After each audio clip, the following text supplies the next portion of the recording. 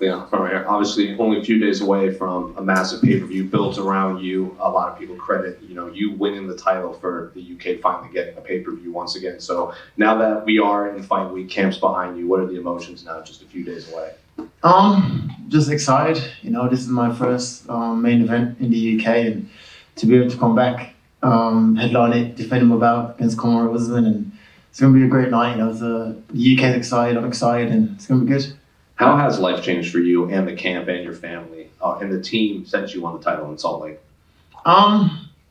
It's changed gradually, because I've been winning now for a long time. I've lost a fight in 8 years, but as far as obviously more people noticing you, more red carpet moments, financially it's changed, but apart from that, it's got the same people around me, same team around me, still training in the UK, and so yeah, it's all good. And how has camp been not having to worry about the altitude of Salt Lake? Because we've talked to a few of the UK fighters here, and they said they think the altitude played a much bigger factor than people are giving credit to. Yeah, 100%. I feel you can see from an example like when Cain Velasquez fought Verdun, was it? Altitude, and he was known as cardio Cain, and then he tired after like a round or two, and so I think altitude definitely played a part in my performance. So I just couldn't get my body to move the way I wanted to move. Round one started off great, and after that it just kind of went and shut down, And I know Kamaru was he's using that as a way that he was tired in the fight, and whether I was tired or not, you got knocked out, and that's it, So end of the day, that's all that matters. Was there any fear that Kamaru might not be ready to fight on this card, and you would have to fight someone else, like a different contender? There was I think Wonderboy came out and said something about him not fighting, and when I seen that news, I went and spoke to the UFC. Like, nah, he's 100%.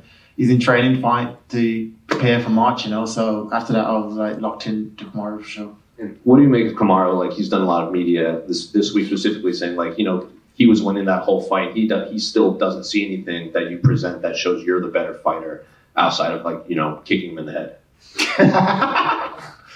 Oh God.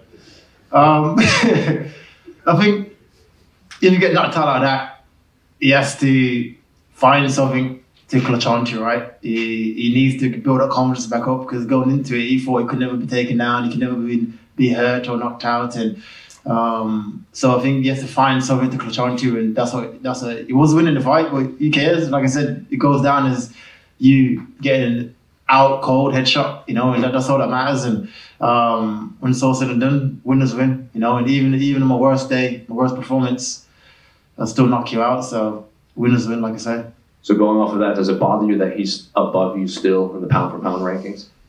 No, I don't really follow the rankings, the stats, so it is what it is. I've been underdog in some fights, I've been favorites in some fights, and either way I won. I've been lost a fight in 8 years, and it is what it is. So then my last question is, what does the headline read? How do you see this fight playing out, the trilogy fight against Kamaru Usman?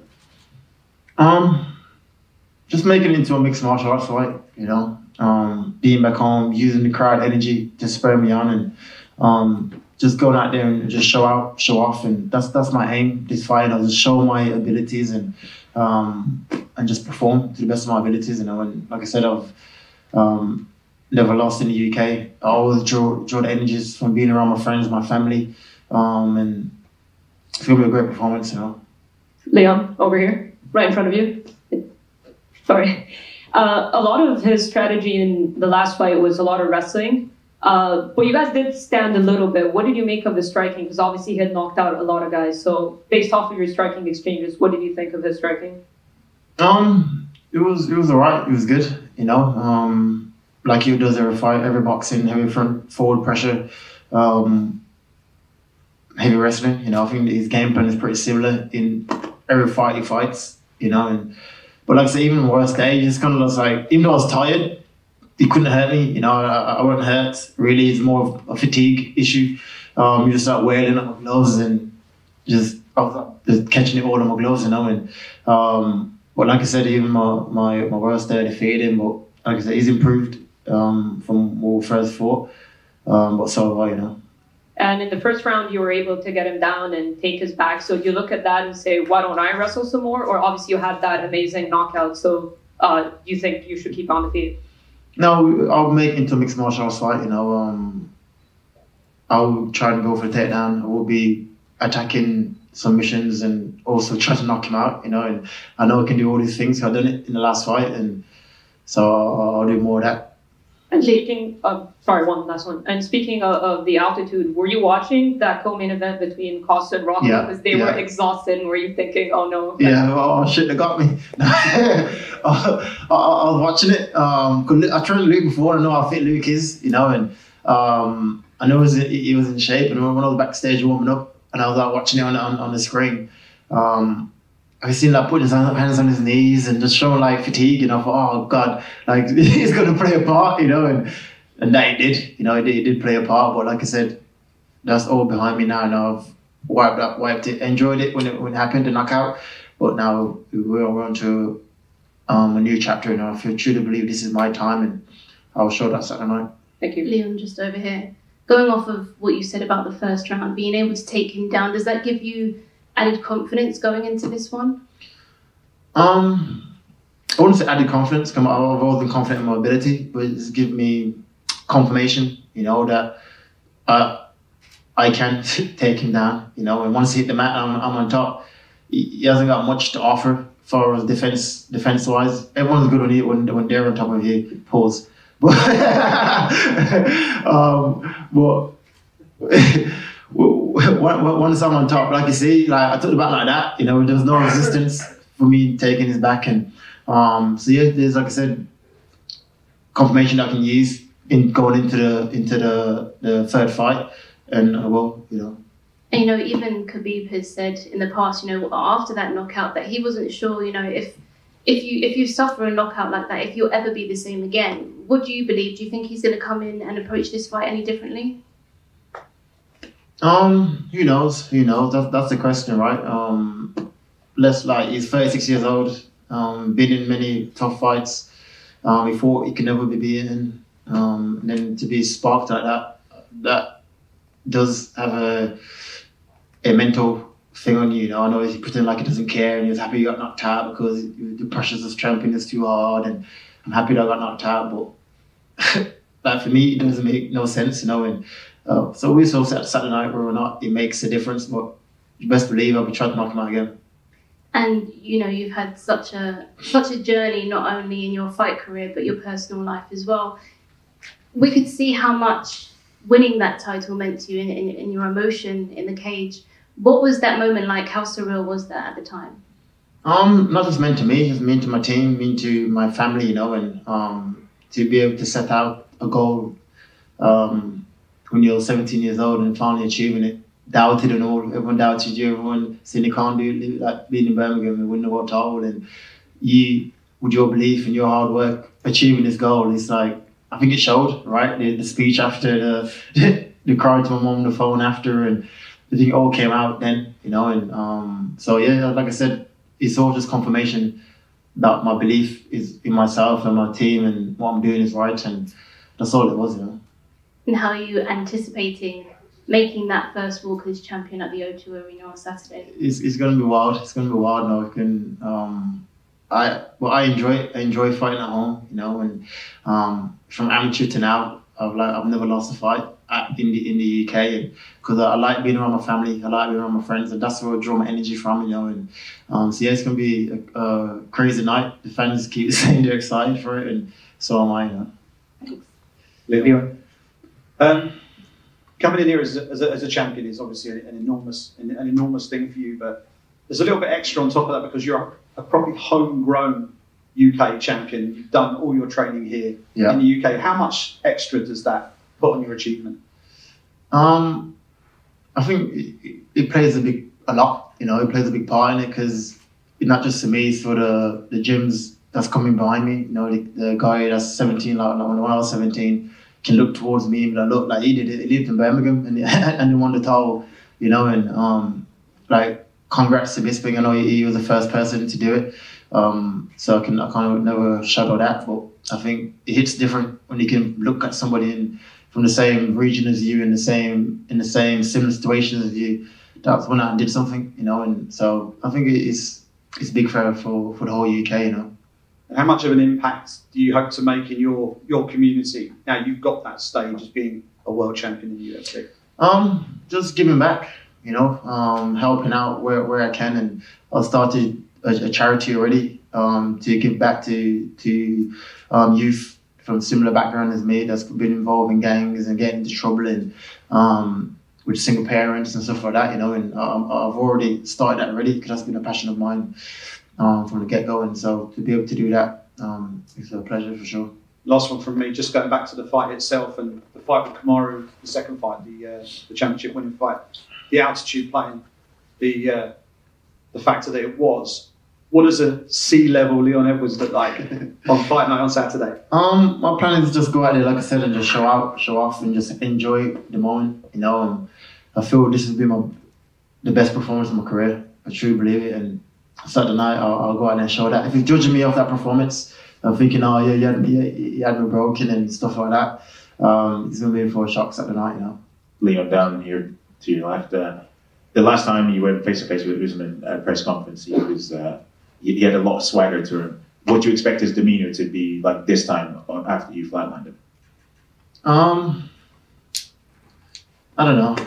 No, let's see. Like I said, the last fight in the press conference, what are you gonna do to beat me? I was like, I'll knock you out, and he's like, okay, we'll see, and that's what I did. So let's see how it comes out. Like I said, I'm not banking my game plan, my training schedule, and whether or not the knockout affect him,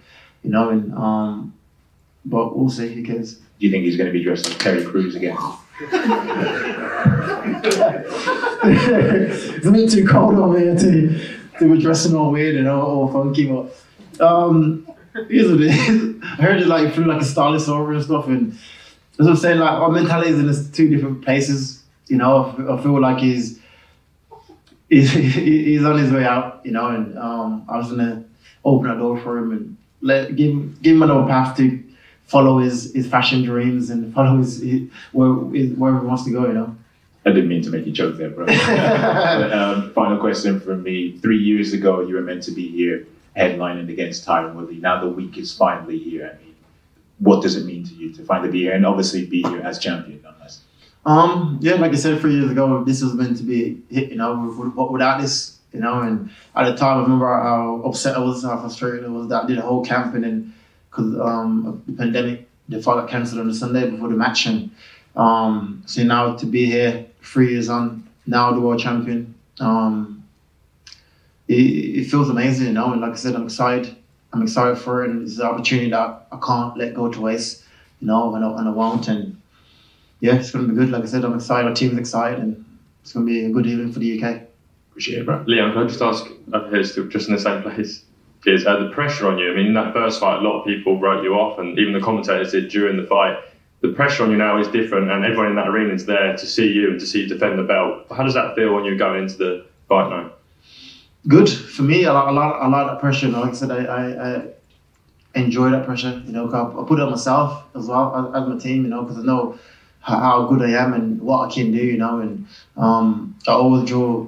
For me, it's not more about the arena. It's more about my family, my friends, the people that's close to me that's going to be there to see me perform. Because I'm fought in the UK for 4 years, so now to be able to come back as a champion, defend my belt in front of them. That will give me added motivation, I would say, and added energy, And just finally, you were the chaser for so long in this division, chasing that title and finally getting that shot, and obviously you made the most of it. How's this camp been, knowing you're the one that's being chased now, your division, everyone wants to fight you? It feels good. It feels good, because we went through a mad patch where everybody was avoiding me. They didn't want to fight me, but now I took the hard route to get to where I want to get to, and I achieved my goal, and so it felt good. They say that when you become champion, you become 30% better, and I truly felt that. I felt like I became better physically and mentally, Leon, a couple of months ago, Bilal Muhammad said that he wants a title shot, and you called him a bum and said he wouldn't be getting one. I'm curious, when you look, say you went on Saturday, you got Masvidal versus Gilbert. Obviously, that's a fight that you've wanted for ages. What does Bilal have to do to get a title shot, or is he just kind of at the back of the list? I don't know. You just gotta fight like I did. When I won the title shot, everyone was like, I ain't getting no title shot, and I had to fight for it.